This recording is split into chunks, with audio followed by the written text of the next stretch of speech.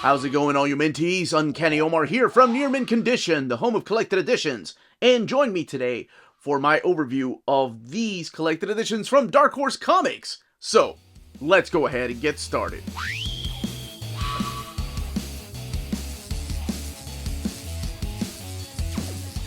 And welcome back, everybody. Before going any further, I do want to thank the kind folks at Dark Horse for sending us copies of these trade paperbacks and graphic novels. All of these are already out in the book market and the direct market.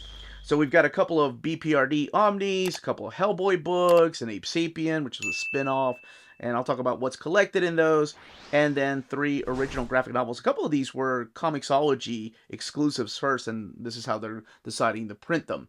As always, I will put timestamps in the description of the video so you can jump around if you are just interested in a couple of these, or if you don't want any kind of spoilers. And I will always put a seal of approval, or stamp of approval rather, on my favorite pick of this batch. Alright, so let's go ahead and get started. We'll start with The Panic today. The Panic is the book we are kicking it off with. This is one that I was talking about being an original Comixology. So it was digitally first, and then it was published like this through Dark Horse, which I think is a very unique way of publishing books. You know, have them digitally and then having a physical format. And since this is the home of collected editions, gotta go with the physical format. So this book right here is all written by Neil Clyde, who did the script and the letters, and then Andre Moody does the interiors and the covers. The interesting thing about this is that I found out later on, this was actually written to take place right after 9/11, so in 2001. But Neil decided to change some things up about the story. I can't imagine how the setting would have felt back then. Like, it would have been too real, too horrific. So he decided to change it and wait a long time to get this published. So this is all about a group of strangers. It kind of reminds me a little bit of Lost. So we start with this character of Annie, and they focus on her at first. It comes like the before and after, or I guess present time. So this big, horrible event happens with these trains on the Hudson River. So these 10 strangers are all forced to kind of depend on each other to survive. And this is Annie. She was on her way to a rally with her friend right here that ends up dying when this train just derailed. Now, I don't want to spoil exactly what happens or how it happened. Is it an act of war? Is it an apocalypse that's happening? Are there zombies? Because I like people finding out that for themselves. I think if there's the mystery to this is what made me keep reading. Like, what am I going to be seeing in here? So there is violence in this one, so keep that in mind. So this one's got a mature rating. And you get to find out about these 10 characters through some flashbacks and then through getting to know each other. Obviously, some of these characters don't get along right off the bat, just by the way they're dressed, by what signs they're carrying, and it almost feels like, yeah, sure, there is an overall message in there. And sometimes it might be, well, I guess the themes and the dialogue might be a little on the nose about how, hey, you know what, we got to put our differences aside because we have to work together to get through this horrific mess that's happened. And there's a couple of moments in here that I don't want to spoil, but one in particular that I was like, what? We're already doing that? Somebody's already snapping like that and going that route when it feels like we just got into this wreck. Why are we immediately going to go there? So I thought that one was it was a little weird, that's for sure. But yeah, this one was a page turner. Overall, I enjoyed it. I like the idea of characters that would not normally get along in the real world, or I guess when times are fine, have to work together to get past this apocalyptic thing that just happened to them. Now, we don't know what the rest of the world looks like, and you can find out for yourself if this train is just a train accident or if it's something bigger and what's going on with the rest of the world. So there is a little bit of mystery. And then in the back, Neil talks about why he wrote The Panic, and then why he stopped, and then why he kept writing it, and how he did not create The Panic alone. There's concept art in here. There's some pages, I know that. Yeah, we go. So you go from script to thumbnail sketches to pencil work, and then the colors right there. I love that. Behold, it's a comic page. Welcome it to the world. And then a little bit about the themes and the overview and the co-creators right there. I love that he considers himself a co-creator, right? So both of them are co-creators. I like that. This book retails for $19.99. It's 124 pages, and all of these, yes, are softcover. Next up, we have B.P.R.D. Omnibus Volume 2 and Volume 3. But we're going to take a look at these one at a time. And these have been previously collected before in the hardcover formats, The Plague of Frogs and Hell on Earth, 1946 to 1948. And then those came out in softcover format. Now, before that, they were, of course, in single issues and in trade paperbacks, the skinny trades. Now what Dark Horse has done, oh, man, I wish they had done this sooner. But that's okay, because we didn't really know when the beginning and ending of B.P.R.D. would be. So I don't blame them. Now what they've done is they've gone back and remapped everything in chronological order, and that is so freaking genius. So that's what we're going to be looking at here, is the two volumes, volumes 2 and 3, the latest volumes of B.P.R.D. Omnibus editions. This is volume 2. This collects B.P.R.D. Born Again, B.P.R.D. Revival, B.P.R.D. The Dead, War on Frogs, which is so excellent. Oh, and the Black Flame miniseries. This book alone has 480 pages. So now we have stories in here written by Mike Mignola. As a matter of fact, here's all of the credits. You still have Mike Mignola on some pencils. Guy Davis steps in really big this time. And Herb Trimpe, a legendary artist. Carl Moline, Dave Stewart. Now, I can't talk about each of the books, because that's just way too much. So I'll just talk about the first book here. And we have Guy Davis, of course, working on artwork here. And this is pretty much the aftermath of the previous volume. And again, these are being collected in chronological reading order.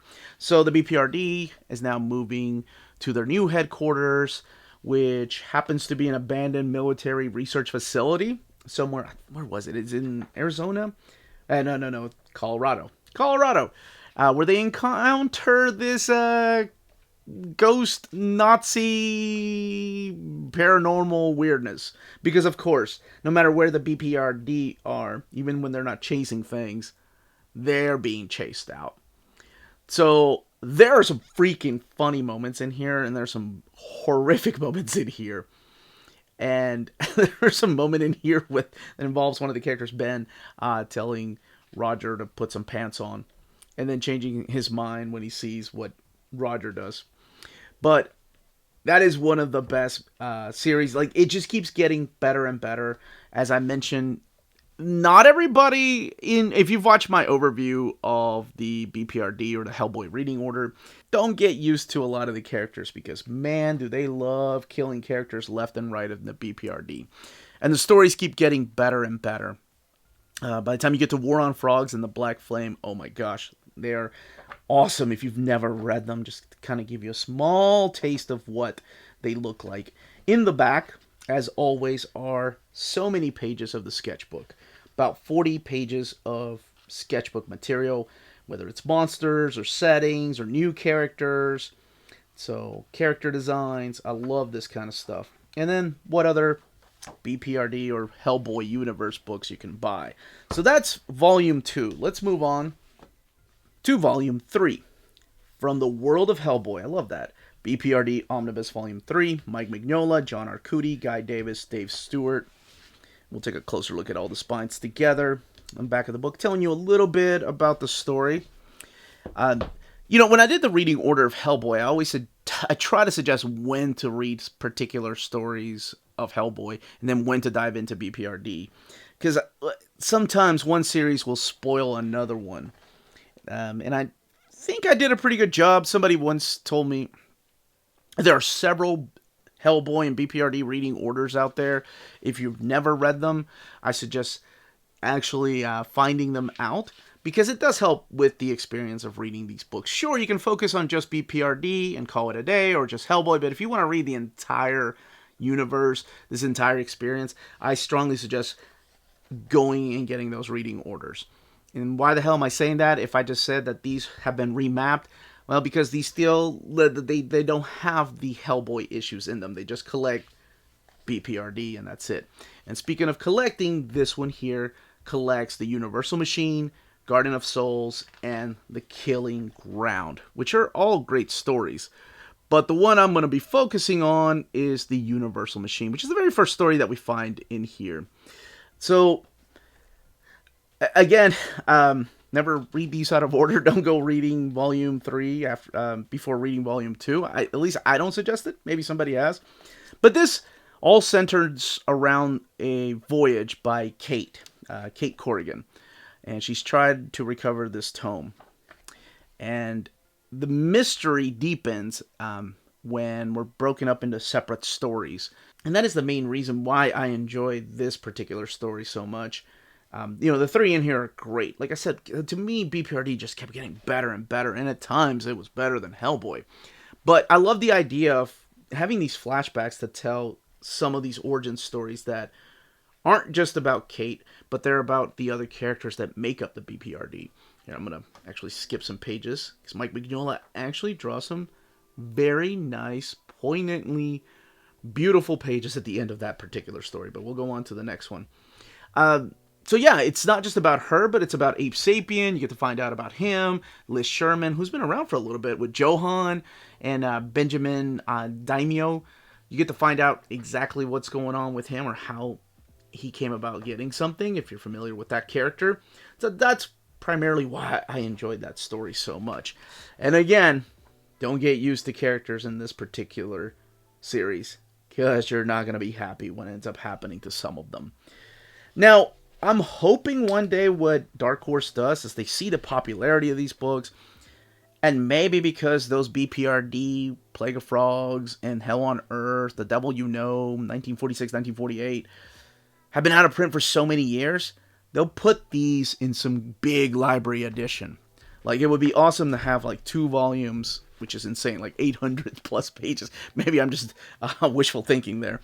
And put them in a nice, oversized, big library editions to match those Hellboy library editions. Again, that's what I'm hoping for. But then again, maybe that's just me. Alright, let's move on to the next book. With Maze by Thiago Soto. And I'm so sorry if I'm butchering that name. When I saw this book in the upcoming collected editions for April, or I think it was March maybe, I looked at the cover and I immediately put it off as a kid's book. Not like a young adult book or Peanuts or books like the Duck Comics. I don't know why I did that, but I asked Dark Horse if I could get a copy of it, because there was just something about the cover when looking into it a little further, the amount of details that goes into the trees and this landscape, and what exactly am I looking at there? Is that a dragon? And sure enough it is, because you can see it on the back cover. And damn, I'm glad I did, because this book was so powerful. And it's one of those books that you're better off not knowing much about, but just look at this artwork. But since I have to talk about it, the pitch is that we have the character of Nico, who's gone missing. And Nico is this little boy, and he's gone missing from his dreams. And in his dreams, he has a friend, and that is Gorik. And Gorik is looking for his boy. He's looking for Nico. He's wondering why Nico has not come back to the dream, even though Nico promised that he would be back. That if Gorik stays in the dream, that Nico would come back. So that's what the first chapter is this whole mystery. Like, at first you don't know exactly what's going on, and I love going into books without reading the back of them or reading the synopsis. So you get a little bit of a flashback. You get to see the first time they meet, how Nico and him immediately become friends, and they have a dragon that can talk. And now this dragon, his name is Falcor.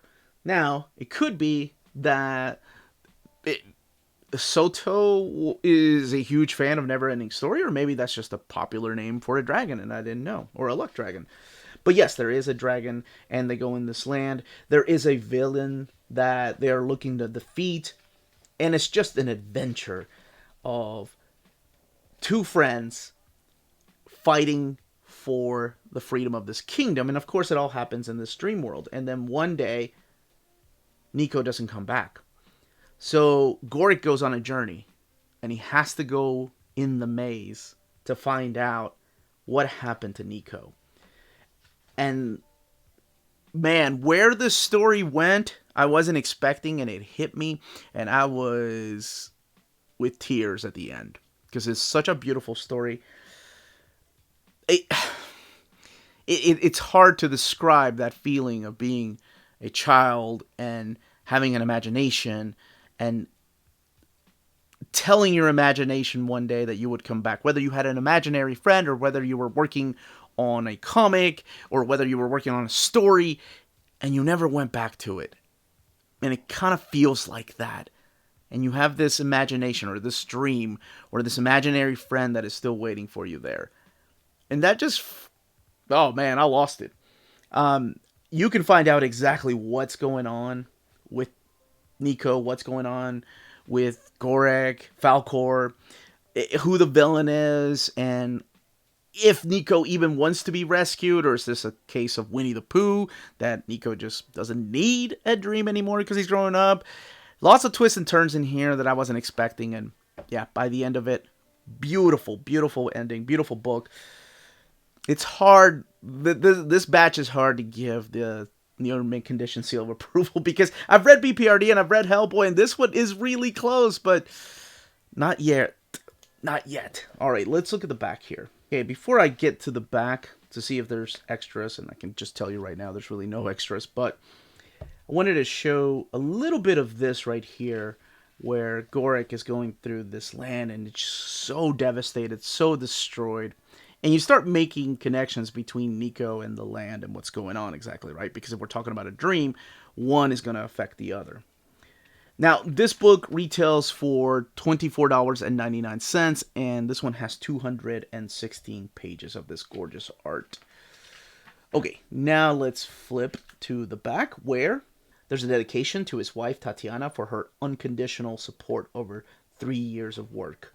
And with the amount of details and colors in here, I could tell that this took a long time to make. But that is Maze. I hope I did this justice without going into spoilers, because I really want people to read it and experience it for themselves.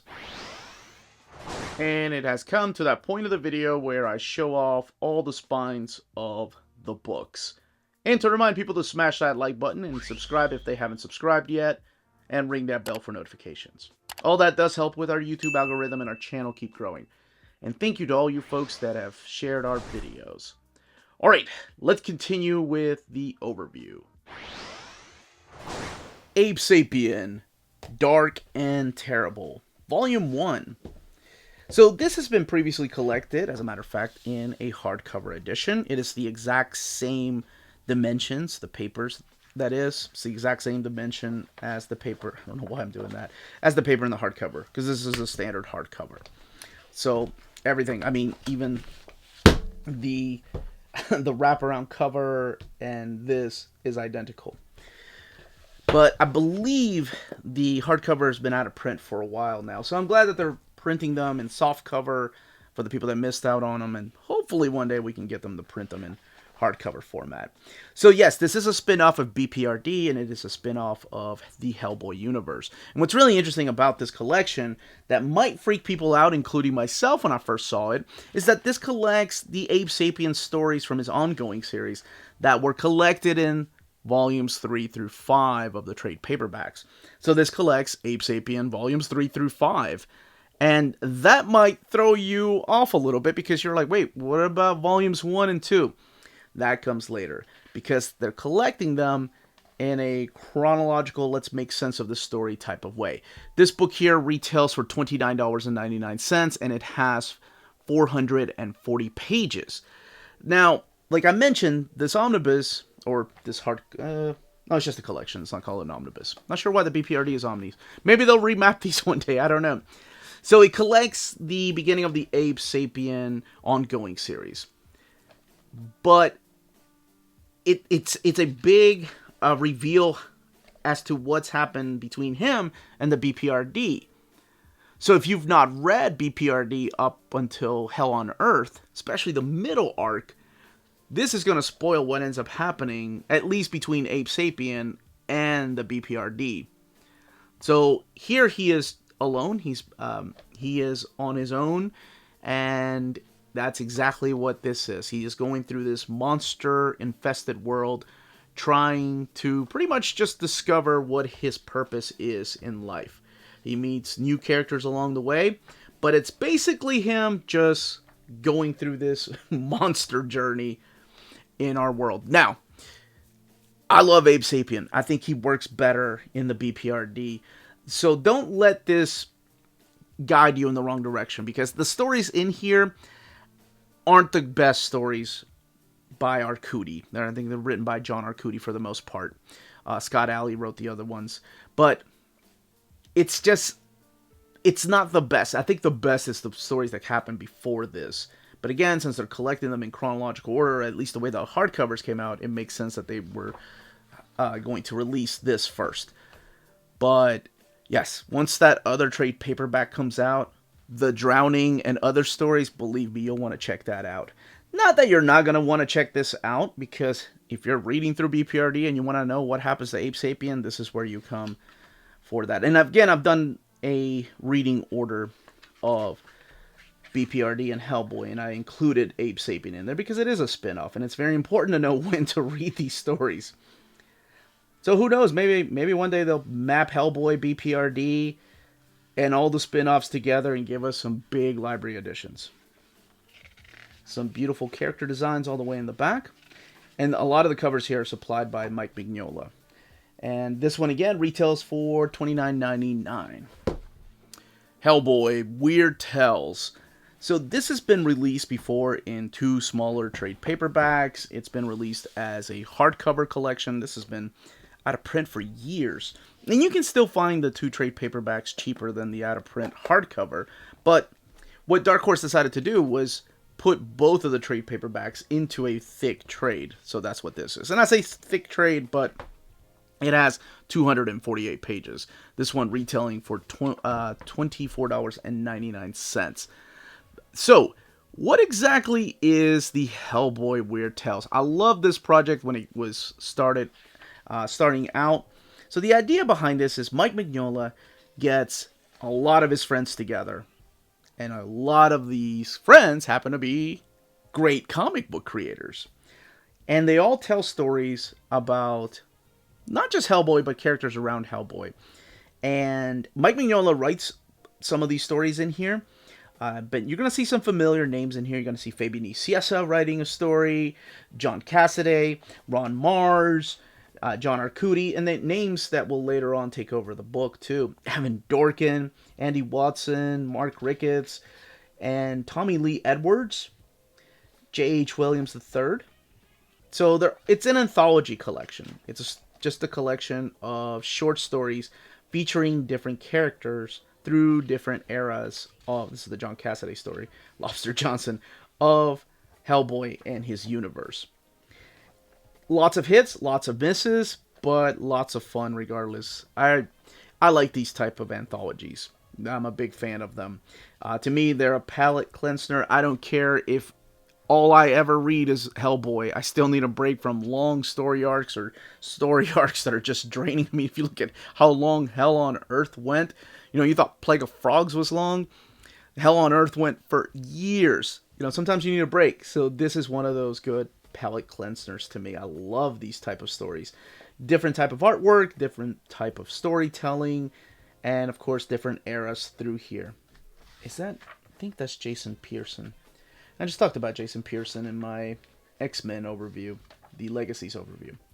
Yeah, this is one that he wrote, Andrew. A lot of talent, man. They're gone just way too soon. So that's what's collected in this trade paperback. And as I mentioned, it's one of the smaller trades for Hellboy, but it's still both volumes together at 248 pages. But let's look at the back here for these extras. So we have some pin-ups or variant covers. J.H. Williams III right there. That's cute. A Frank Cho. And what other Hellboy books there are. Salamandre by I.N.J. Kolb. And I'm so sorry if that's not how they pronounce their name. So, this cover, beautiful, simple. Bicycle, flowers, and a photograph. Just sometimes, you don't judge a book by its cover, and then sometimes you're like, this is going to rip my heart out and crush it in front of me. And it did. This is a beautiful book. This is one of the Burger books. So, quality, right? Like, you have this, not hardcover, but it is one of these covers that has a flap, and it's soft but not hard cover. This one's 152 pages, $24.99. It starts off with a map, because you are talking about fictional countries in this fictional world. All right, so what is Salamandre about? Hope I do this justice too. So this is a story of this 11-year-old kid named Casper Salamandre, who's a daydreamer. He fantasizes about creating his own comic book. He has a hero named Swan Salamandre, which looks a lot like his father, based off his father, because he's wearing a diving suit here. And he looks up to his dad. His dad just fuels him with imagination and telling him to pursue his dreams. He shares his comics with his friends at school, and he has a really tight bond with his dad. And there's a beautiful moment here where, he's 11 years old, and he goes back and he's like, I want dad to give me a bath because he's got to work tomorrow. And his mom's like, no, you're old enough. And he's like, but I want to talk to Papa. Oh my gosh, I thought that was so beautiful. He wants his dad to give him a bath. His dad gives him a bath and starts telling him stories. And sometimes there's all these stories that, he's told him 100 times, but he just likes listening to his father tell him stories. And this line right here, you will always be a part of me. Oh my gosh, is that not the theme of all of this? Oh, of course something's about to happen. His dad has a lucky watch, and his dad has to go inside of a submarine to go do some diving the next day. Casper notices that he didn't take his lucky watch with him, and he's freaking out. He's like, he forgot his lucky watch. His mom's like, everything's fine. Let's just go back home and make dinner. We'll wait on your dad, and he'll be home by the time we get there. And unfortunately, that's not what happens. He's lost at sea.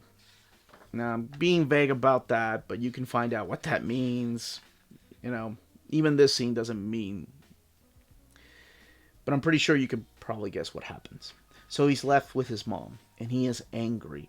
He's angry that his dad's not coming back, that the watch is not bringing him back, that all this imagination, all his energy has just been focused on the wrong thing. And his mom's having a hard time dealing with him, so she calls Poppy, his grandfather. And that's where the story really starts opening up, and you start seeing how different this world is. So his grandfather lives in another country. It's a country called Montparnasse. And it's a country that is controlled by an emperor. And it's this regime where they have outlawed any kind of creative expressions. And I've talked about how much of an imagination he had fueled by his father and how he did comic books. But I mean any kind. There's no art. There's no plants that are supposed to grow there. Flowers that are supposed to grow there. Things have to be approved. Paintings all have to be before the emperor. Or I'm sorry, of the emperor. It's crazy. So he starts reconnecting with his family. I thought this was so cute. Like, he tries to sneak in some seeds for his grandfather, and that fails. So it's, other than that, it feels like a normal type of world, even though they live in fear. And this is what I mean. Like, there's paintings there, and they're just supposed to be of the emperor. He gets to find out that he has a cousin he hasn't seen for a long time, and this is Delphine. And they start reconnecting, and then the family starts showing him that they're not all followers, right? Like, they're hiding things behind some of these paintings, like real paintings of their family members that they've lost. So you start seeing Casper start questioning, okay, how much involvement does my family here that I really know nothing about have in this rebellion? Because there's a rebellion that's taken place. So he starts questioning those things. And it's just a beautiful story about finding out who you are. It's suspenseful, and it will keep you turning pages. And Oh my gosh, it's a heartbreaking portrayal of grieving and discovering how much beauty you still have in you to share with the world. And when said world refuses that, how do you go about being creative? Oh my gosh, beautifully drawn, beautiful colors. The story just resonated with me, and of course the connection with his father. Man, yeah, I was bawling at the end of this one. Uh, this one definitely gets the Nearman condition seal of approval this time. I think everybody needs to see what this one is about for yourself. And you might see it return probably in my top 10 reads of 2023 or maybe in a hidden gems, but definitely worth checking out just to remind people. All right, in the back, there's a beautiful tribute that I will let you read for yourself, and then you have other Berger books. And it's crazy to think that Karen Berger has been at Dark Horse for a decade now. Still feels like yesterday. A little bit about the author right there, and that is Salamandre. All right, let's end this on a happier note. Not that Salamandre was bad, it was just sad. So what we're looking at here is the latest Hellboy in the B.P.R.D. trade paperback, and that is the return of Effie, Kolb, and others, meaning that there's going to be some one-shots collected in here, and recent one-shots. So here are all the stories collected in here, kicking it off with, of course, the return of Effie, Kolb. And that one is drawn by Zach Howard. Dave Stewart doing the colors. That is a follow-up to The Crooked Man, the one that was drawn by Richard Corbin. So if you've not read that, this is a follow-up with some of the characters and some of the villains from that story. Also collected in here is The Long Night at Goloski Station, The Seven Wives Club, Her Fatal Hour, and The Sending. So to kind of give you a little glimpse as to what these are about, since they're all new stories. In the Effie Kolb story, like I mentioned, it's the story of the Crooked Man. So he heads back to the Appalachia, and this is 1967. So he goes and visits his friend Tommy in this one, and finds a girl who could be a witch, or at least thinks she's a witch. In The Long Night at Goloski Station, takes place in 1967, where Hellboy is summoned to a Siberian train station where he's going to get some information. When he gets here, he doesn't get exactly the informant, he gets something else. That's all I will say about that, but that's what the artwork looks like. This one here is Her Fatal Hour. Now, the story in here is about a character that has ties to an old friend of Hellboy, and how they're connected would give away what this is about, so I'll just be vague. Let's move on to The Sending. So now we're moving into the 90s, where in England there is a library that has some ghosts, some happenings, and that gets the attention of the B.P.R.D. So in this story, Hellboy is not alone trying to figure out exactly what's going on with this library. And last, with The Seven Wives Club.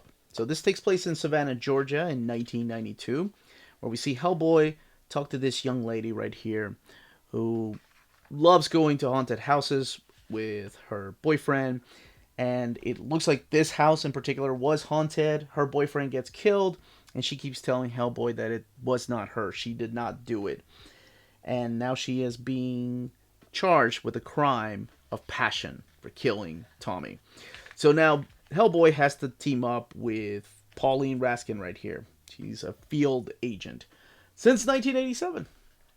And this story is all about what exactly is going on in this haunted house, and find out if that young woman was really the victim of an apparition. So I will say this one here, the story just got really complicated as you find out more and more. And it's one of the longer stories in here. So let's look in the back. So all the way in the back are, of course, the character designs and the sketches from the different artists working on the book. There's fan service there for the Hellboy fanatics. And there's character designs, page layouts and original art, and pinups and covers, and where else you can find Hellboy.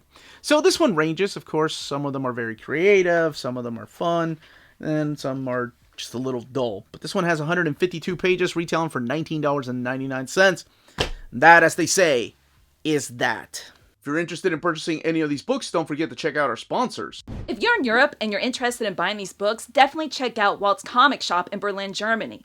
They have the cheapest pre-order prices, flat shipping rate of €12 for all EU countries, emails answered within 24 hours, waltscomicshop.com, and you can use the code nearmintcondition at checkout and get free shipping for all EU countries with your first order over €40.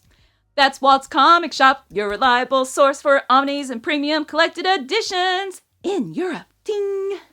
cheapgraphicnovels.com, your online home for graphic novels and collected editions up to 50% off cover price. They have excellent shipping and prompt and helpful service. Check out their bargain deals for up to 90% off cover price. And don't forget that CGN also takes pre-orders. That way you don't miss out on the hottest releases. And they are currently running a special promotion for you Minties. If you're a first-time customer, after receiving your order confirmation email, reply back to that email and let them know Near Mint Condition sent you their way. They will then apply a free shipping promotional credit to your next order in the US. Cheap Graphic Novels, your source for the hottest books with the kind of deep discount, quality shipping, and customer service that will keep you coming back for more. And that was the content and page count of these trades.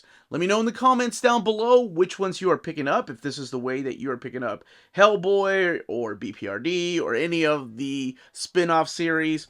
And of course, what graphic novel interested you if you've never read any of these before.